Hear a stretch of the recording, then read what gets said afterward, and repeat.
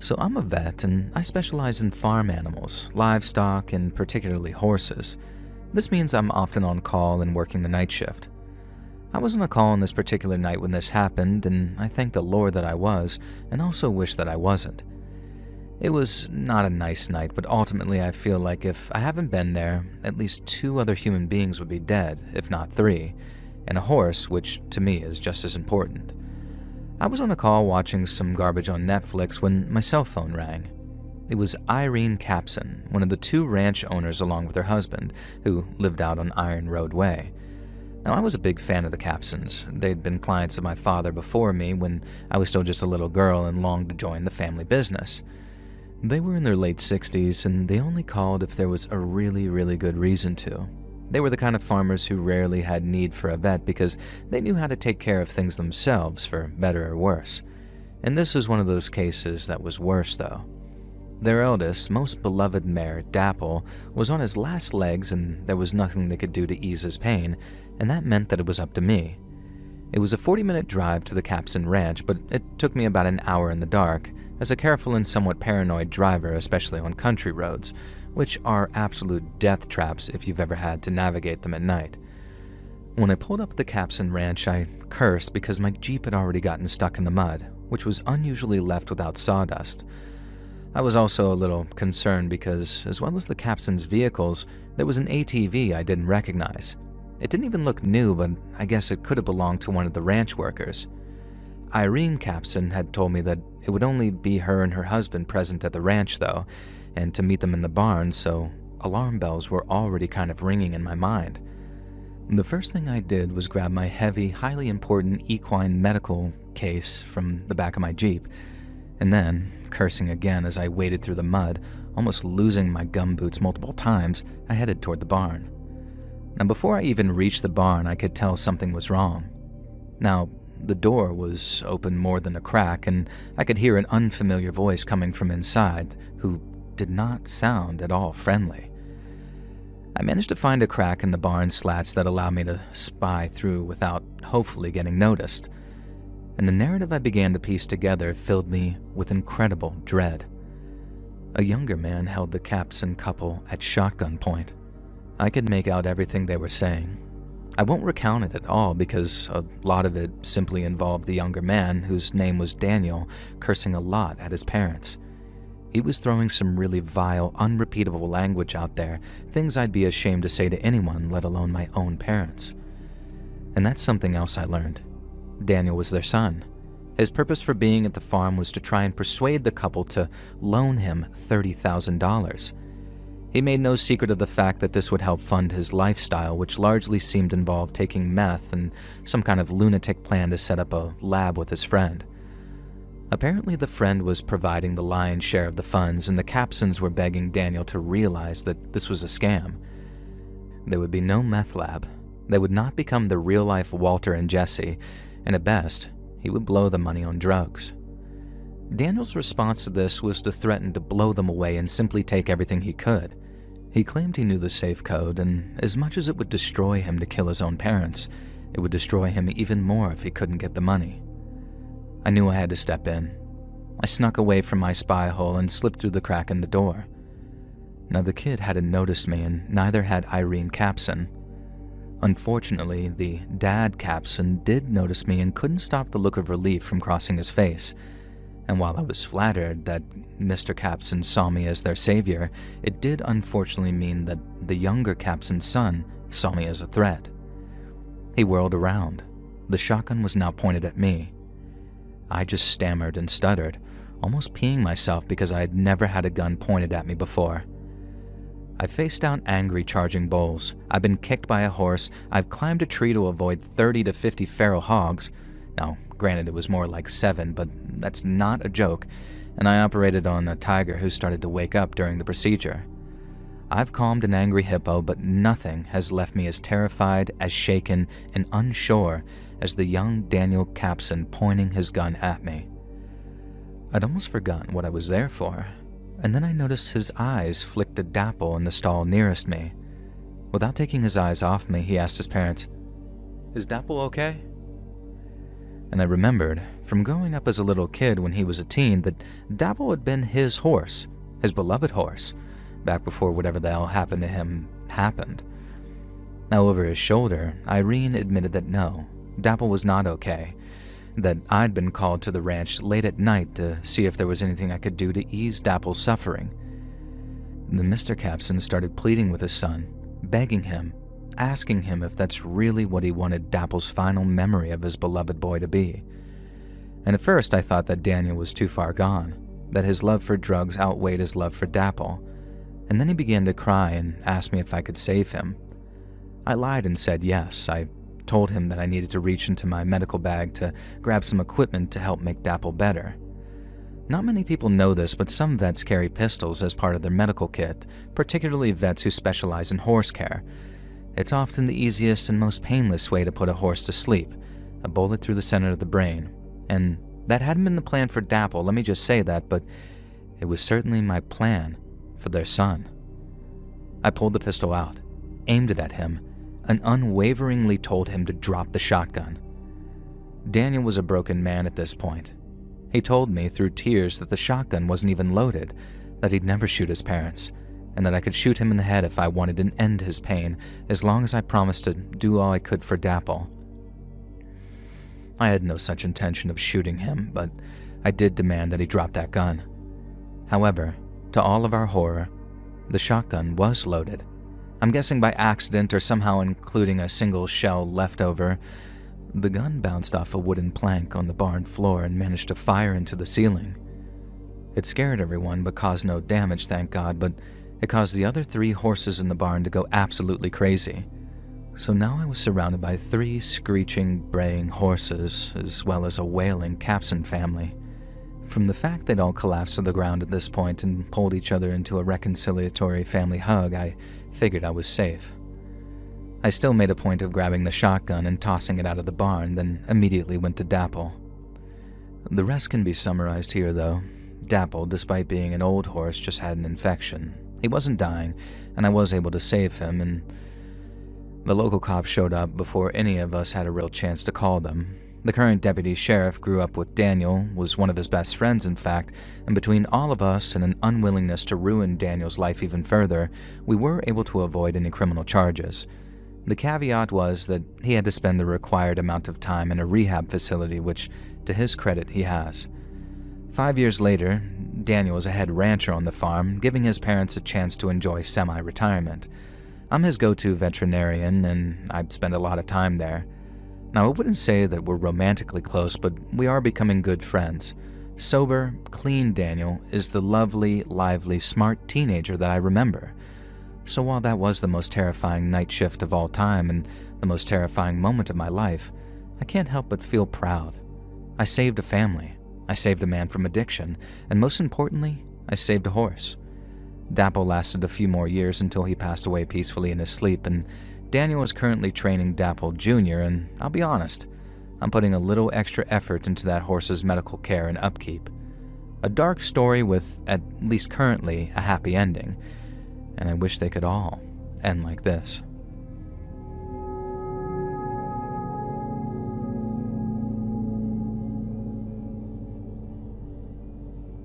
I work at a grocery store that I won't name in Detroit, and I work almost exclusively on the third shift, so thankfully I don't have to deal with customers, and I spend most of my time stacking shelves and doing busy work.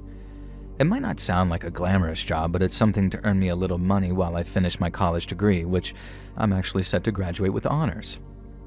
Now, it's very, very rare that anything weird happens during the third shift. Some of the workers can be a bit weird, but aren't we all who work at night?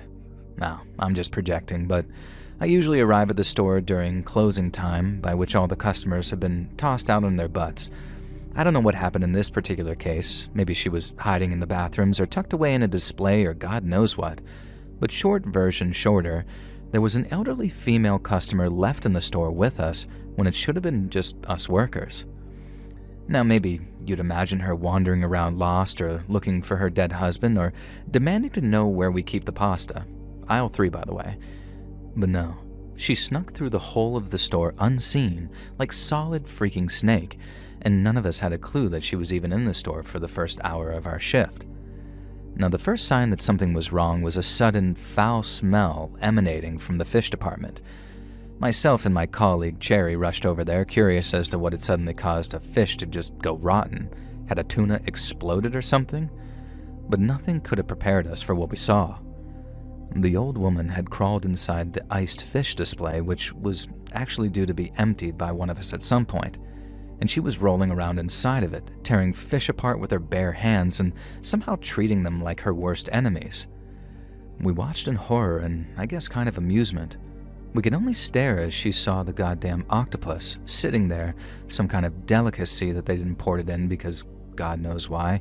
Apparently people eat these things, and squid. And she was muffled by the glass, but we heard her screaming something like, "There you are," at the octopus, and began trying to tear into it. Now, octopi are stretchy and pretty hard to just tear with your hands, so this old lady had the brilliant idea to just sort of gnaw on the octopus with her teeth. Only it turns out that she wore dentures, and after a number of attempts of biting the octopus's tentacles off, she got her dentures stuck in its forehead. Thankfully, someone had called the cops by now who showed up, but it was like nobody wanted to intervene. We wanted to see what she'd do next, and unfortunately, what that involved was smashing her way out of the glass cabinet housing the fish, creating an even more disgusting smell as she charged towards us. We soon realized that there was more to it than fish. She'd soiled herself. Now, this might all seem funny to you, and frankly it was right up until this moment. Then, covered in broken glass and bleeding profusely from shards, she lunged at Cherry, tackled her, calling her an octopus woman and accusing her of inserting eels into various orifices, and I think some troll grandson of hers had shown her some of the famous shock memes and it had just broken her brain. And the whole thing ended with the cops having to actually tase her and try to bring her down, but she was having none of it. She somehow withstood the entire taser blast. I guess it was pretty weak since they thought that she was just some old woman. And then she charged back to the fish counter, grabbed as much seafood as she could carry, and then jumped on Cherry again. Now, the next thing we know, she's trying to force an entire octopus down Cherry's throat while whipping me with some eel, and I know it sounds funny as hell, but it was honestly terrifying at the time.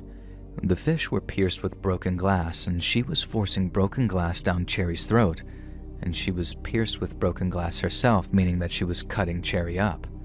And so here's the final kicker. The old woman wasn't an old woman at all. She was an old man who had made a living as a fisherman and lost his livelihood thanks to commercial fishing and grocery stores like ours switching from locally sourced produce. He had dressed as his wife because after he went bankrupt during the Great Fish Recession, she died of a heart attack, and he blamed just about everyone he could, but mostly us. Apparently our store chain had been his biggest local client, and so it ended up being a tragic and horrifying and scary incident. Cherry suffered severe damage and bleeding to her trachea, as well as some scars all over her body from the broken glass, and the store managed to keep almost all mention of it out of the papers, and the poor psychotic fisherman was taken away to spend his remaining years in psychiatric care. I still work at the grocery store on third shift, but hopefully not for much longer after I graduate. Cherry's doing just fine now, but we all insisted that we were not willing to stock imported octopi in the fish counter from there on in.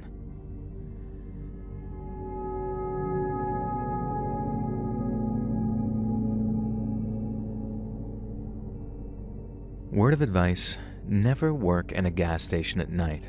This might sound kind of dramatic, but I'd rather crawl over broken glass, work down in the sewers, or be Hassan Piker's dog than work night shift at a gas station again. Maybe day shift is better, but my a-hole boss, who I really want to call a slur but don't want to get you demonetized, forced me to work night shift and night shift only. I was a 22-year-old high school dropout who'd spent 6 months in juvie and bounced from foster family to foster family, so I guess I was lucky enough to find work at all. But good God, I am very sure that it wasn't legal to force a 22-year-old to work 5 night shifts a week every week without ever changing to day shifts. And there were a lot of things about Gary's Gash and Groceries that weren't strictly legal, but I'm not a rat, and Gary's been buried in the ground for nearly 20 years now. Not to mention the fact that I'm now with his daughter and she has my kid on the way, so I gotta play nice. So I'm not trying to sound like some jerk here, But Lana, Gary's daughter, is the one baiting me to write this right now. I'm actually a very nice guy in my personal life, and I'm gonna pop the question to Lana before our baby boy is born. You know, what's a better place for a proposal than a freaking Let's Read video? Lana, you make me the happiest I'd ever been, and I can't wait to raise our son with you. Now, through the power of Joel of the Golden Voice, I'm asking, will you marry me? Now, let's quickly move on to the story in case she says no. If she says yes, though, well, this will be the first serious proposal you performed on the channel, and I hope so. Now anyways, the point is, Gary was a greasy, greedy dude, and let's just say that I'm glad Lana inherited certain things from her Catholic mother rather than certain things from her father. But enough about that. We had some absolutely effing weirdos who dropped in during the night shift. There was this one guy who would spend a sickening amount of money on scratch cards, and I don't think he ever won a single cent. And from the way he dressed, he was clearly trailer trash too, and a few times I remember saying, "Buddy, do you think you should cool it with the gambling? I'm genuinely concerned about you." And you know how he responded? He hissed at me.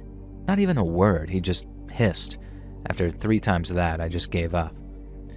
So there was that scratch-off jack-off, and then there was the 7-foot-tall man who came in at precisely 2 a.m. every day and bought a single Red Bull, a pack of Marlboro Lights, and one of those massive pickles in the plastic packets. Just those 3 items every single time. And the guy looked like he was about 90 as well, and sure, he was a skinny mofo, but there was absolutely no way that I was questioning him on his purchases, especially not after the hissing gambler. Now finally we had this kid, and he looked about maybe 8 tops, who would come in at around 5 in the morning every single Tuesday and Thursday and would ask if we had any X-Men trading cards for sale. And I explained to him every single time that we didn't sell trading cards of any kind, but that didn't put him off. He'd be there every Tuesday and Thursday like clockwork, and when I told him no, he looked so upset and despondent, really. And so one day I went to the local comic shop and just got like 6 little packs of X-Men trading cards. And when the kid came in next, I presented him with the packs because surely one of them was the right brand that he was looking for. And the kid looked at the pack of cards, called me a retard, and then threw the packs back at me and stormed out. Now to this day, I have no idea what I did wrong. The guy in the comic store told me that these were all X-Men trading cards that existed, but I guess I really don't know what I guess, but I never saw the kid again anyway, and that was kind of a relief. And I'm pretty sure that in the future, someone met this kid, and he was the inspiration for that Duck song about the lemonade and the grapes, and if you know, you know, Google it. Now speaking of kids and short people, it's time to start the creepiest of these stories.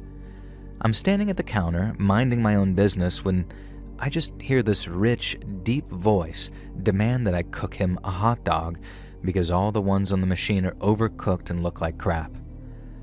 I glance over and yeah, fair enough. The hot dogs had been on rotation for about 3 days if I knew Gary, so a fresh batch wasn't out of the question. The problem was, I had no idea where the request had come from. The voice demanded that I get a move on and said that he didn't have all day. And so I leaned over the counter, trying to get a better view of the store, and that's when I saw a little person standing as close to the counter as he could get without face planting. Now, I'll admit I was a little thrown that he decided to position himself somewhere that would clearly not be visible to me, but whatever. Now, I apologized profusely and said that I had no idea that he was a little person. And the guy just sort of harumphed and huffed and said that calling him a little person was deeply offensive. And so in my infinite wisdom, I apologized again and said, "I'm sorry, I meant midget." And I saw his face go red with fury, and I knew that I messed up. Now, I scoured my mind. What else did small folk like to be called? Now, this was back in the 80s, so the differences weren't as well known then. And the man explained that he had dwarfism, and so obviously I should refer to him as a dwarf. Now, fair enough. I have no problem with that, and I will refer to people however they want. I guess the thing that riled me up is that during my first time in juvie, I took an extremely nasty acid attack to the face, and it left me permanently disfigured and blind in one eye, so I clearly wasn't so intentionally ableist against people with different body types, but that's neither here nor there. I told the dwarf that I would happily make him a new hot dog if he'd head over to the machine with me so I could cook the wiener to his perfect perfection. And somehow, of course, this managed to offend the fella tremendously again, and he began screaming at me in what sounded like a Shakespearean monologue about how he shouldn't have to move, and it was my job to go and cook him a hot dog with all the trimmings and blah blah blah. No, actually, it wasn't. It was a self-service hot dog machine, but I wasn't going to argue.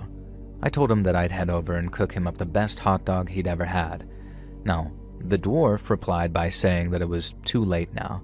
I'd screwed everything up, and it was time to face the consequences. In complete shock, I watched as the little man rose to his full height of around 6 foot. At the same time, he reached into his jacket and pulled out a sawed-off shotgun. He told me that if I went for the panic alarm or anything like that, he'd blast a hole in my chest the size of a foot-long hot dog. And you know what? Screw it. Screw Gary. I wasn't getting killed over a job that barely paid enough for me to live and forced me to work 5 nights a week at Gary's. And I told the now 6-foot dwarf to chill and emptied the register for him. He filled a bag that he'd produced from nowhere and gave me a very cruel smile and just strutted out of the gas station. Or he almost did. For some reason, he paused to unload a shotgun round into the hot dog station and blasting that thing into pieces, leaving my ears ringing, and then he left. And my heart was pounding harder than it had when I'd done 4 lines of, well, never mind. Immediately, I pressed the panic button and I called 911 for good measure. Screw Gary. Those cops could actually wake him up. And so when the cops got here, we discovered a bunch of things. 1, Gary was too cheap to actually buy an outdoor security camera, so that one was actually fake. And so we had absolutely no footage of this fake dwarf leaving the premises. However, the interior cameras did work and I was able to see how he'd tricked me. He'd been kneeling on shoes, positioned in a perfect practiced pose, so I had no chance of seeing his real legs. This explains why he didn't want to accompany me to the hot dog machine, though. And hilariously, this fake dwarf had been the suspect in a bunch of local robberies. He'd never fired his weapon before, and you know what got him caught? The fact that he took the time to shoot the crap out of that hot dog oven. Now, they were able to trace that buckshot of the gun to the owner and get his ass busted. He'd robbed enough places that I'm pretty sure that he'd actually die behind bars. What a shame. And as for me, I got my ass absolutely chewed out by Gary for handing over the cash and not risking my life by grabbing the baseball bat under the counter. I quit on the spot. I got my life together and I went back to school. I graduated, then got a degree, and some years later I met a woman that I fell head over heels for. Now imagine how shocked I was when I discovered that she was Gary's daughter, and hated him even more than I did. We originally bonded over drinks, where she shared our glee that he was dead, and now I know I sound like an ass, but you didn't know the man. He wanted me to die rather than hand over $200 or so to a fake dwarf. Screw Gary, screw the fake dwarf. I work in a very lucrative field now, and my life's freaking awesome. And that's why I'm writing to another awesome person, you, Let's Read, and I hope you enjoyed my story of a bunch of weirdos, at least one of whom nearly murdered me. And if you didn't, well, I know people who will shove a hot dog where the sun don't shine. Have a beautiful day.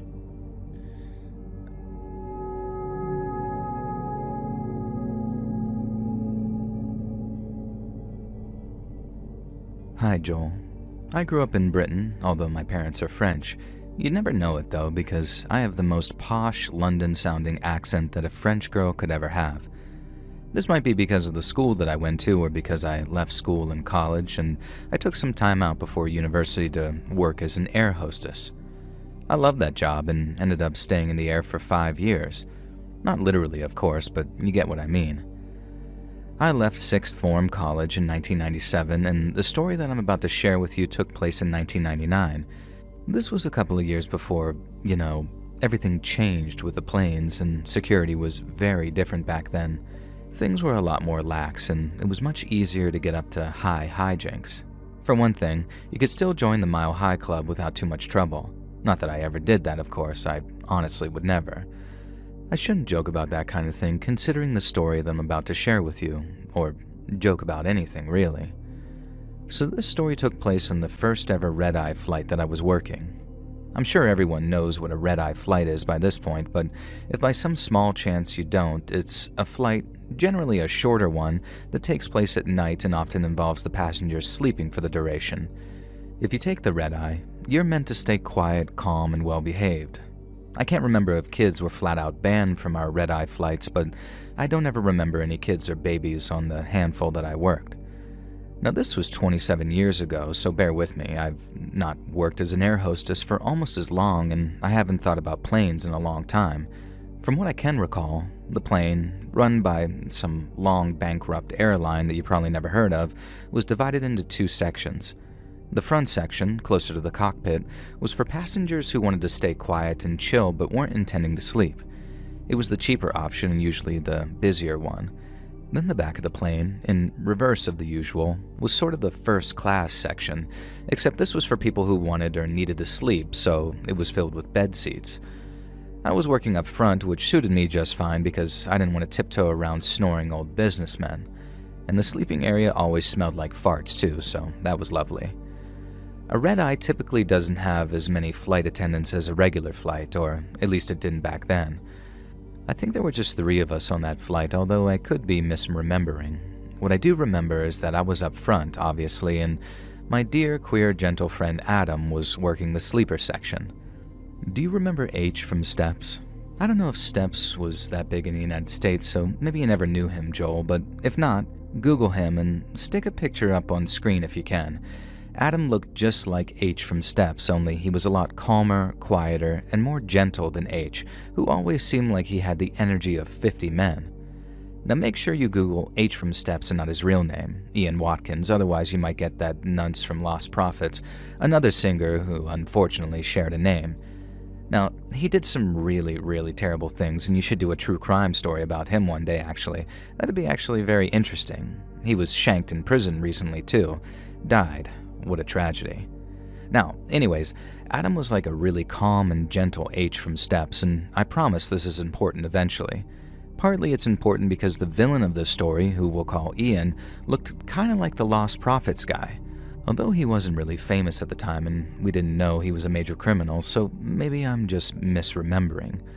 I'll call him Ian anyway, because nearly every guy called Ian I've ever met was a proper prick, if you get me.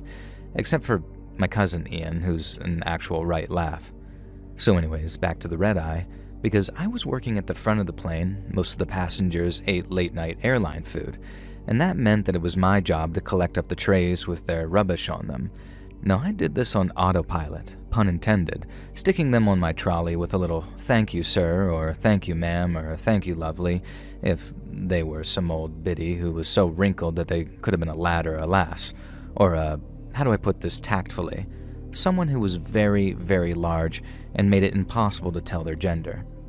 Now anyways, you had to be really careful about that back then. Christ, I mean, I feel bad for air hostesses in the 2020s, and I bet there had to have been some actual moments where a 20-year-old sweetheart had called a bearded passenger sir and been chewed out for not recognizing that they were a pretty princess. Oh Christ, I shouldn't have had those last couple of glasses of wine before writing you this email. Now anyways, I got my trolley full of trays and crap to the center of the plane and began chucking away the plastic boxes that the dinner had come in. And that's when I noticed it. A napkin with writing scrawled across the whole thing. "I know what you did on that plane," they'd written.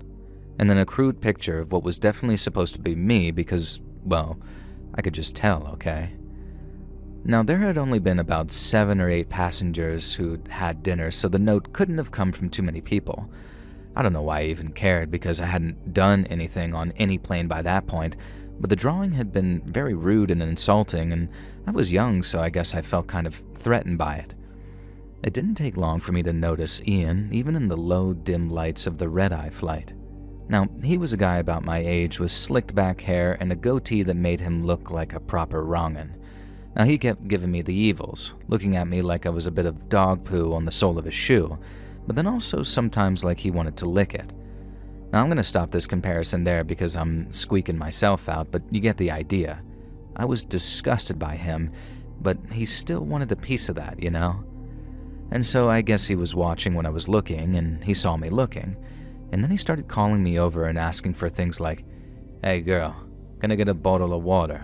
Or, Got any napkins? I seem to have lost mine. And my favorite, way up, whoa lass, can you handle these nuts for me? I haven't had any complimentary airline peanuts yet. So, can you get them? And that's what he said, word for word, and I swear on the Bible about it. As an air hostess back then, at the dodgy flight company I worked for, you were taught to always smile, be as flirty as possible, and take as much crap from passengers as you could tolerate.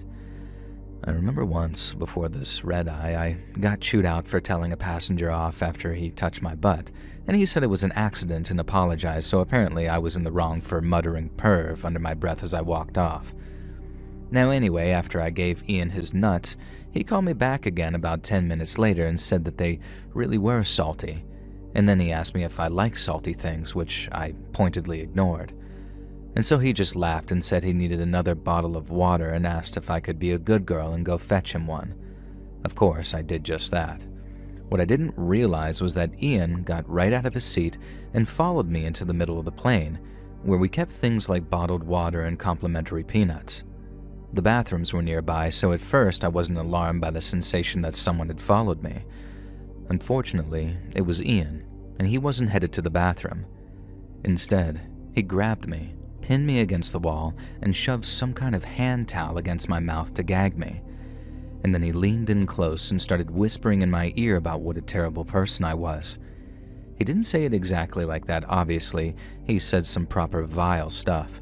Stuff that now, as a grandmother in my early 50s, I'd give a lad a good lick in the dick for. But back then, though, it was just a little wee thing and I was terrified. I started crying almost immediately, and Ian was all cruel and callous, saying that I brought this on myself. And he said I'd betrayed him after what I did on the last flight, and asked how I was okay with throwing away 7 years of our relationship. And that's when I realized that this guy somehow believed that I was someone totally different, specifically his girlfriend or ex-girlfriend, who was also apparently an air hostess and had cheated on him on a flight. I didn't know it at the time, but his brain was absolutely fried from a cocktail of alcohol, MDMA, and coke, which I guess explains his temporary insanity. And things escalated when he tried to force me into the bathroom, pushing the hand towel so deep into my throat that I couldn't even try to scream. None of the passengers were turning around, and it was just me and Ian and a curtain separating us from the sleeper section. Now, the best I managed was slapping the wall, trying to do some type of SOS. I got maybe 2 short slaps in before Ian grabbed me between the legs over my skirt and squeezed in a way that made it very clear that he'd do worse if I kept going. I guess my beloved friend H heard the slapping because suddenly I saw all 5'5" of him peeking through the curtain, and then holy God, he stormed toward Ian, and then holy God, he yanked him off of me. My gentle, sweet buddy H didn't hesitate. He smashed his forehead into Ian's face, and the crunch of a bone sounded like a gunshot in that silent plane, and then H was yelling that a man was trying to assault his colleague, and H absolutely bodied him. It turned out he was a brown belt in Krav Maga. He floored Ian in seconds, tied him up with plastic ties, and even broke bones in his foot when Ian tried to kick out. Ian spent the next 3 hours hog-tied in an out-of-order bathroom next to a toilet full of poop. We radioed ahead, and police were waiting at Heathrow. This Ian guy was arrested immediately, and after that, things changed. I became more cautious, I went to therapy eventually, and I gained a whole new respect for H. I stayed in the job for another 3 years and then left, and life moved on. But I'll never forget the terror of that night, or the man who saved me.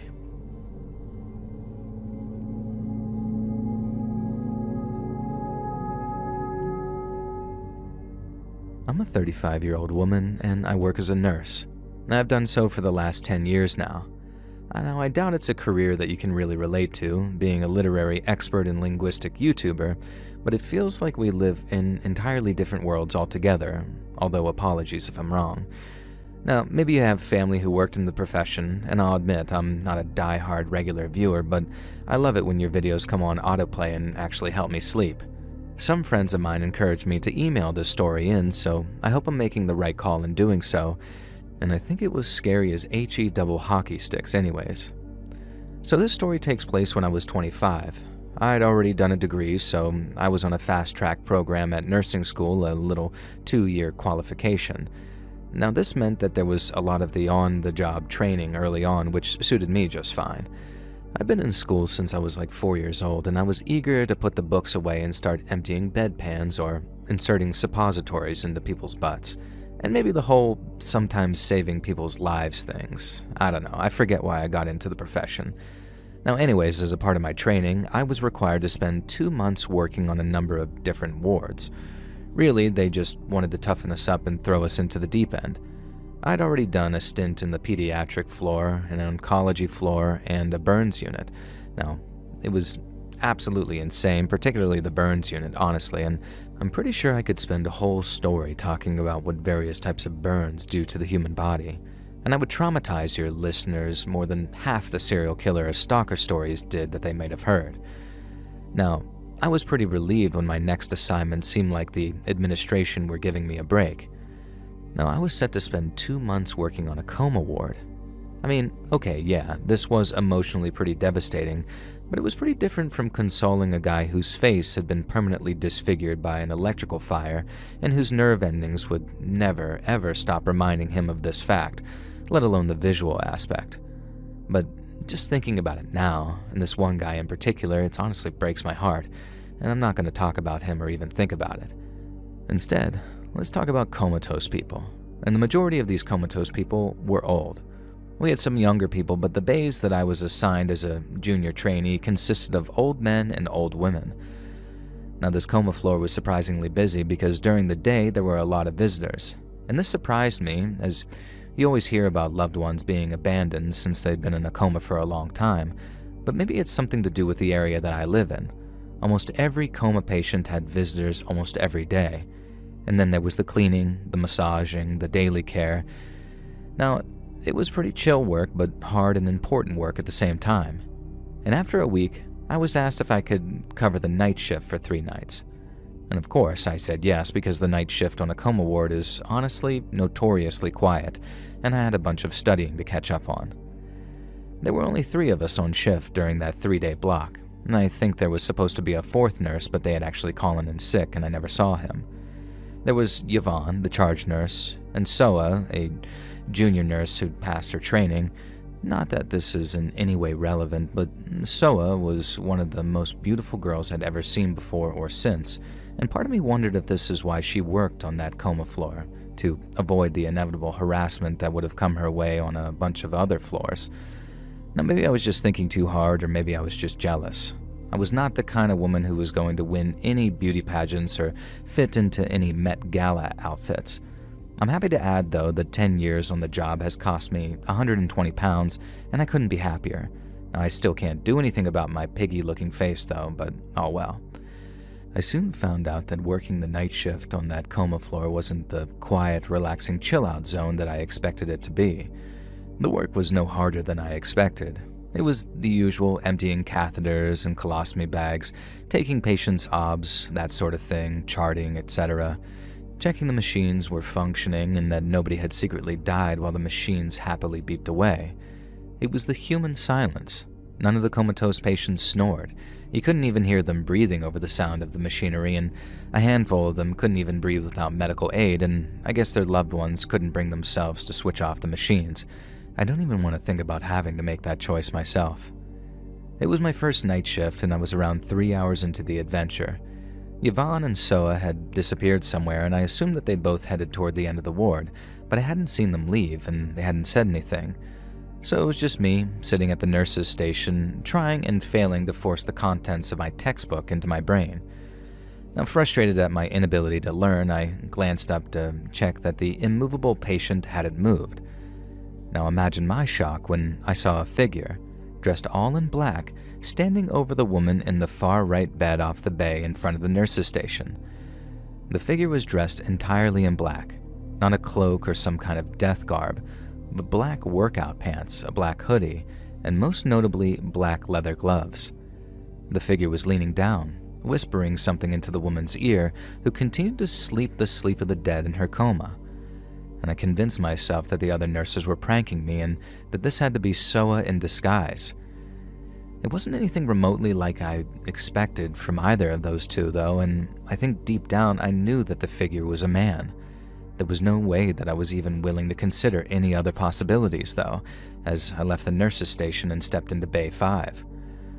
I called out to the figure saying that I wasn't falling for that prank, and he continued whispering into the old woman's ear as if he hadn't even heard me. Obviously, deep down I knew that this wasn't something Yvonne or Soa would do. Now, one of the orderlies or the nursing assistants, maybe, and some of those guys could be freaking weirdos. I became even more certain that the figure wasn't Yvonne, who was nearing 300 pounds and was quite clearly not this slender black-clad figure, or Soa. Now, this was reaffirmed by two sets of footsteps coming from my distant left, heading from the direction of Bay 1, and Yvonne's voice calling out in the stage whisper that we adopted in the coma ward. Now, she asked who the heck I was talking to and what was going on. Now, I looked up, hoping that that black-clad figure had to be some sort of figment of my imagination. But of course not. He was no longer leaning down to whisper into the old woman's ear, though. He turned to face me, and I could see that under his black hoodie, he wore a black garment, sort of like a balaclava, but thin and not made of wool. I'm not even sure what those are really called. I started pointing at the black-clad figure who in my mind I'd already taken to just calling Death, and I started muttering and stuttering, trying to explain that someone was in here, but I have no idea what actually came out of my mouth. Almost nothing coherent, I'm pretty sure. Now, it must have been enough to alert Yvonne to something, though, because she started freaking out, and so did Soa. Not in a "there's a ghost on the coma ward, death has come for us all" type of way, though. She charged forward and began sort of whisper yelling at the intruder to identify himself immediately because security was already on their way. I don't think this was true, but he didn't know that. Yvonne ran forward and used her considerable bulk to manhandle this black hoodie guy away from the patients and into the corridor. That's when he began screaming that we wouldn't keep him from his grandmother, that we were stopping him from being able to say goodbye, and that the angels in his head would melt the flesh from this fat, unclean demon, which clearly meant Yvonne. Now, I was frozen on the spot, like a complete useless fool. Soa had already ducked behind the nurse's station and called security, God bless her. Meanwhile, Yvonne was furious, and I'll never forget what she said. "You can call me fat, and you can call me a demon, but nobody calls me unclean," she yelled. And halfway to the elevator, the door opened and a handful of security guards emerged, followed by a neurology doctor. Now, this couldn't have been the security that Soa called because they appeared far too quickly. Now, the doctor quickly explained that this patient had been in an overflow area suffering a head injury that didn't appear too severe, but something had caused him to make his way to the ICU coma ward.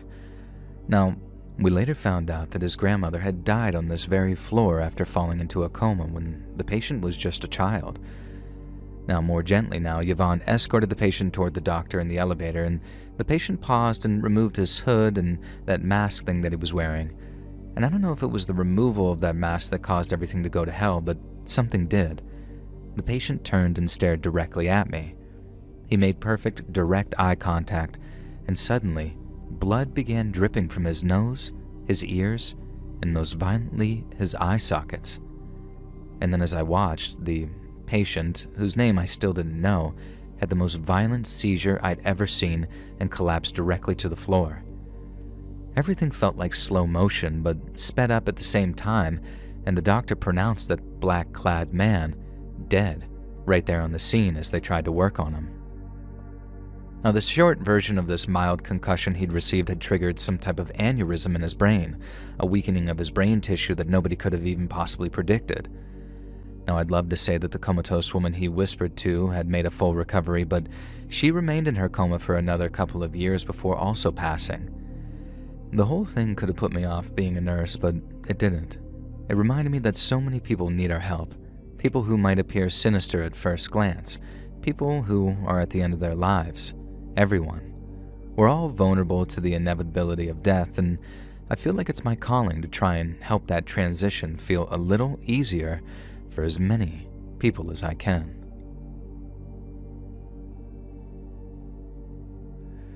Hey friends, thanks for listening. Click that notification bell to be alerted of all future narrations, I release new videos every Monday and Thursday at 9 p.m. Eastern Time, and there are super fun live streams on Sundays and Wednesday nights. If you got a story, be sure to submit them over at my email, letsreadsubmissions@gmail.com, and you might even hear your story featured on the next video. And if you want to support me even more, grab early access to all future narrations and bonus content over on Patreon, or click that big join button to hear about the extra perks for members of the channel.